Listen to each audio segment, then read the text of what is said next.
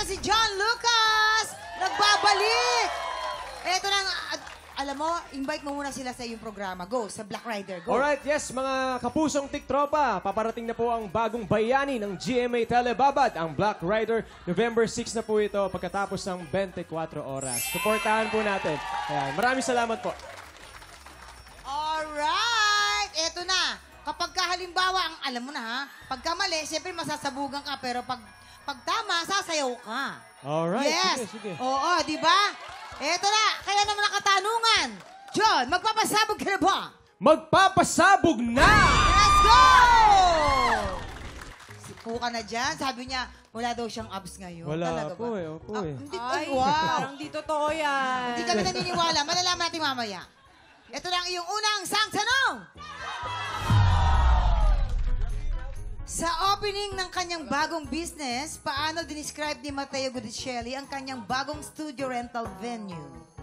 A. It's not just a studio, it's our second home. B. It's not just a studio, it's our pride and joy. Girls.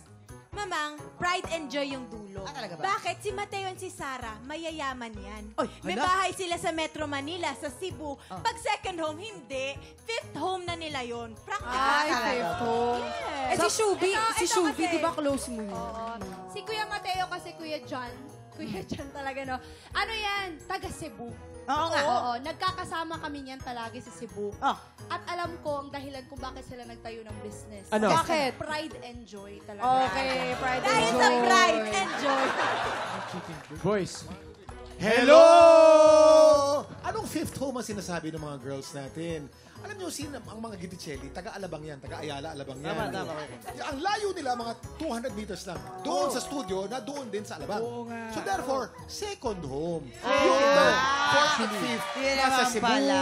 nasa Makati, nasa BGC. Second home talaga. Pero Kasi second home, dahil malapit lang. Malapit ako nakita lang. ako eh. Oo. Na-invite ako nung opening. Nandun ako. So alam ko na meron dun bahay. Nandun So, talaga. yun Kasi nga. malaki yung property na binili. So, So, second home. Second Now, home. John, ano magiging kasagutan mo? A. It's not just a studio, it's our second home. Or B. It's not just a studio, it's our pride and joy. siguro mamang dahil si Kuya Kim ay naging mabuting tao talaga sa akin. Yan. Mula nung ako ay nag-uumpisa hanggang ngayon, doon ako sa Pride and Joy. Pride and joy. Ganon, Kailangan ha? sa relationship. Alright. Tignan natin, pride and joy. Kabog or sabog in Ikaw na yan. 5, 4, 3, 2, 1.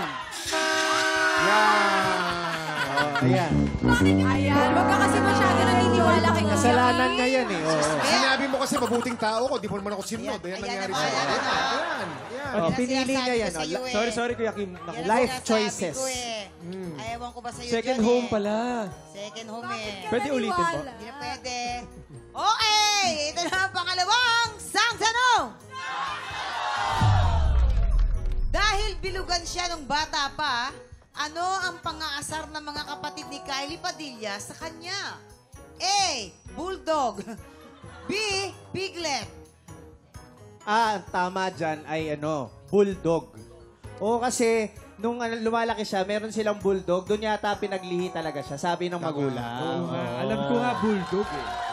At saka si Kylie kasi galing sa angka ng mga Padilla. Ang mga Padilla talagang strong-headed yan. Malakas yan, matapang. Nakuha. Bulldog. O yung lakas Bulldog. saka yung pagkamatapang. Oo. Ay, mali yan. Yes. Hindi yan tama. Oo.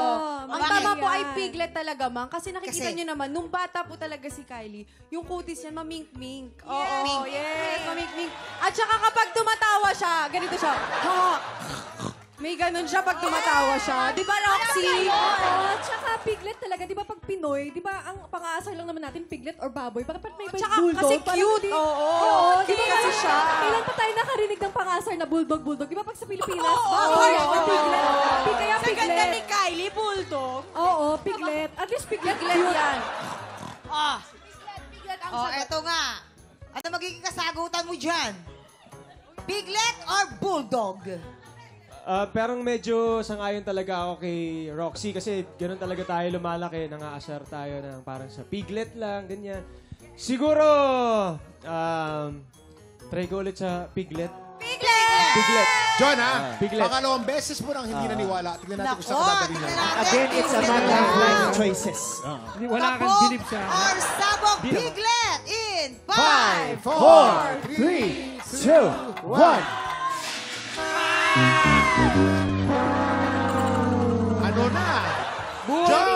Ano Hindi na? palaging tama. Bundok pala. Naku, maraming salamat, John. Naku naman, nakakaloka. Nakadalawang... Grabe, sorry, Kuya Kim.